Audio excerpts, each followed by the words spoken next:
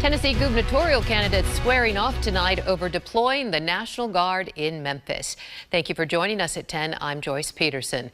U.S. Senator Marsha Blackburn joined fellow Republican senators today embracing President Trump's plan to send federal troops to cities that struggle with crime. But Memphis City Councilwoman Jerry Green, a Democrat in the governor's race, calls that unnecessary overreach. Action News 5's Garner Montgomery live in studio. And Garner, this issue falls squarely down party lines. That's right. With the Trump administration pushing to send federal troops to Democrat-led cities across the country, we now have legislators on both sides of the aisle in Washington, Nashville, and now Memphis City Hall sharing their thoughts on the president sending those troops to here in Memphis.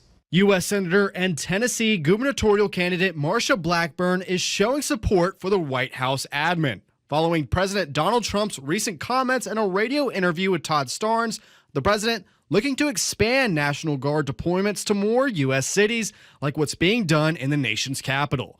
With Trump telling Starnes he would put Memphis, quote, early on the list. We're doing a sort of a test right now in D.C. It's working unbelievably, much faster than we thought.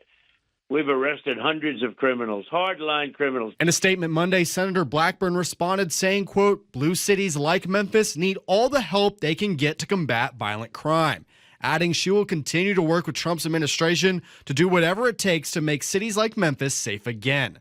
Memphis City Councilwoman Jerry Green is a potential challenger for Senator Blackburn in the governor's race. She responded to the senator saying the president's agenda won't help Memphians feel safer. The federal government can put resources on the ground and do things that actually affect crime. But having National Guard troops clean up trash like what they're doing in D.C. is not effective. Councilwoman Green adds that crime is down in Memphis compared to years past thanks to city initiatives. She's calling on state and federal legislators to address the root causes of urban crime instead of putting the blame on Democrat leaders. Focus on what actually changes and moves the needle on crime. And that's things like poverty. That's things like fully funding our public education system.